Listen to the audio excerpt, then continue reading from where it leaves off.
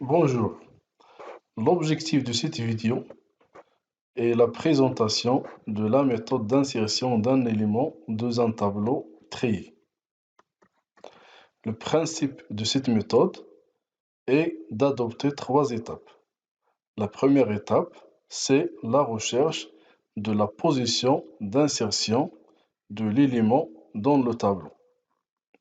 Deuxième étape, c'est le décalage des éléments à droite pour libérer la position d'insertion. Troisième étape, c'est l'insertion de l'élément dans la case libérée. Prenons cet exemple. Nous avons un tableau T dont la taille est 4 et qui contient trois éléments, 5, 7 et 8. Dans ce tableau, nous avons une case libre. Ça, c'est pour qu'on aura le droit d'insérer un nouveau élément. Aussi, nous avons l'élément E à insérer dans le tableau T. Les éléments du tableau T sont triés dans l'ordre croissant et notre objectif c'est d'insérer la valeur 6 dans le tableau T de telle façon de respecter le trait du tableau. Alors pour réaliser ça, on va utiliser quatre variables. La première variable c'est l'indice I qui va être utilisé pour rechercher la position d'insertion. La variable G c'est l'indice qu'on va utiliser pour décaler les éléments du tableau à droite. T, c'est le tableau trié. Et la variable E, c'est l'élément qu'on veut insérer dans le tableau T. Alors, je vais commencer par l'étape 1. C'est la recherche de la position d'insertion.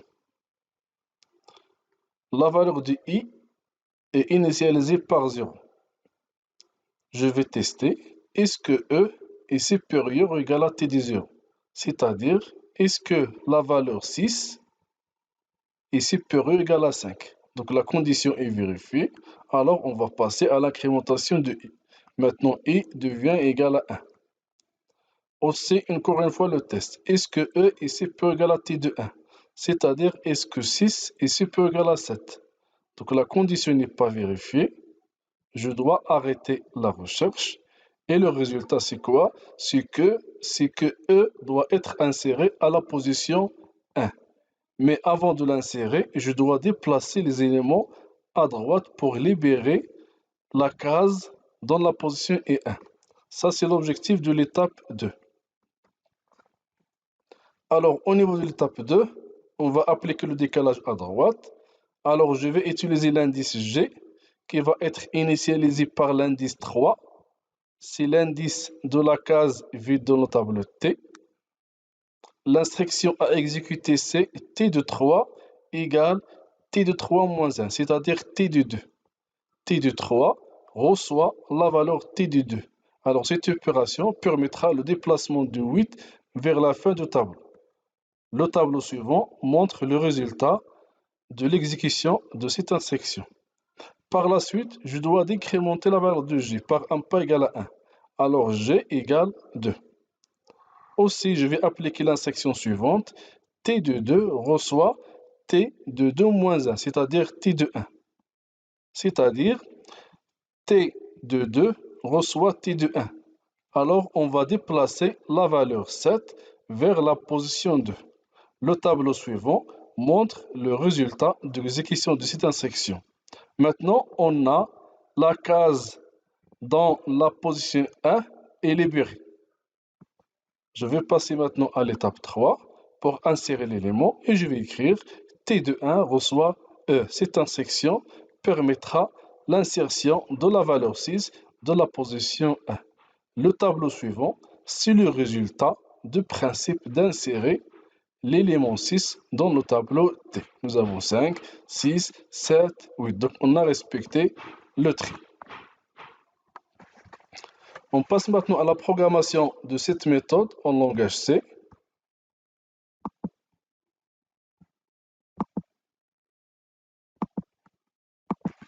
Alors je vais inclure la bibliothèque standard input output.h.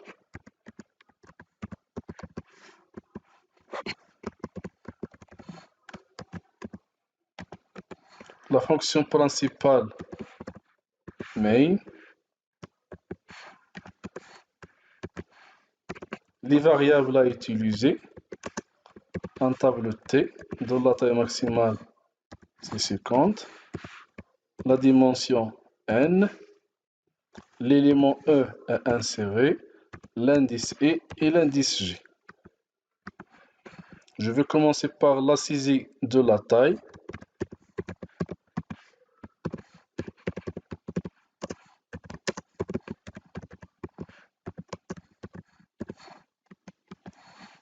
Pour l'acquisition scanf, pourcentage dessus le format des entiers, adresse de n. Par la suite, la saisie des éléments de T.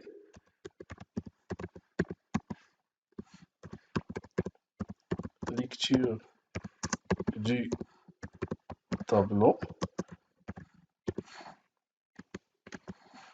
Je vais utiliser une boucle et à partir de 0 et inférieur strictement à n-1, je dois laisser une case vide et plus printf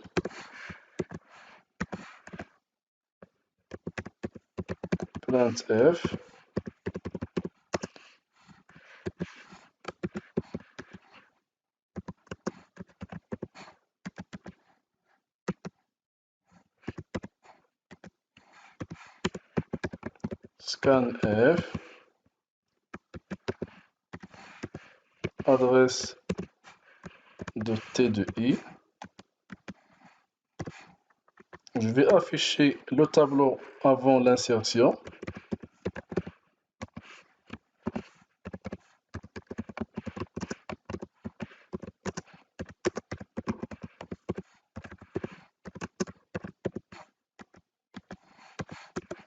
Une boucle à partir de 0 et inférieur strictement à n-1 et plus.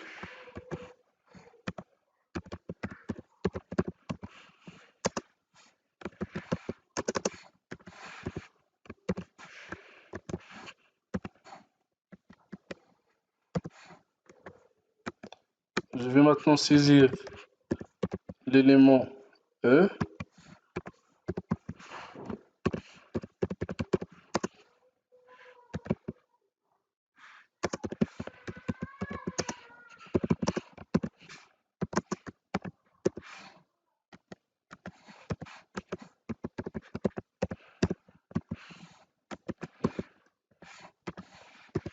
Adresse de E.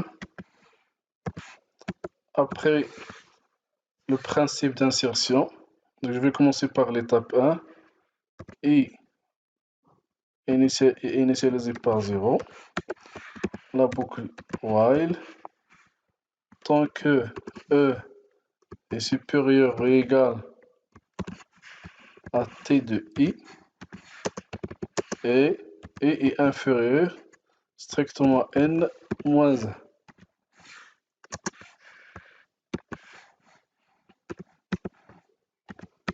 Alors, si nous avons les deux conditions, alors je dois incrémenter la valeur de I pour passer à l'élément suivant.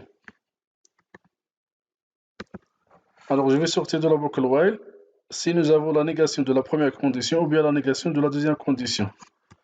Je vais commencer par la négation de la deuxième condition. If I est supérieur ou égal à n-1. Cette condition signifie que E est supérieur à tous les éléments de E. Alors, il doit être inséré à la fin. Pour l'insertion, on va écrire T de n-1 reçoit E. Else signifie la négation de la première condition. Alors, on a trouvé la position I où on va insérer E. Mais avant de l'insérer, je dois faire le décalage à droite pour libérer la case. G est initialisé par n-1, le dernier élément du tableau. G supérieur strictement à I. G moins. Et je vais écrire T de G reçoit T de G moins 1. Maintenant, je passe à l'insertion. T de I reçoit E.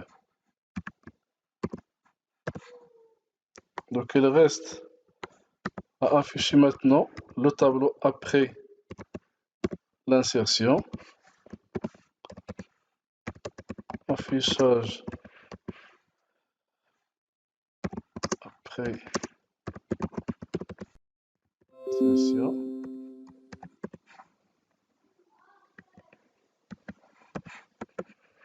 La boucle for I à partir de 0 est inférieur maintenant à N et plus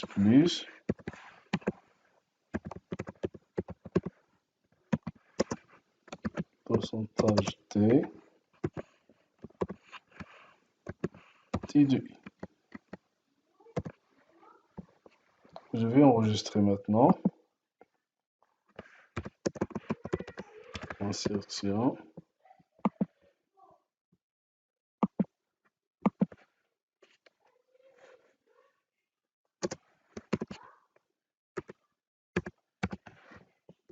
Extension .c.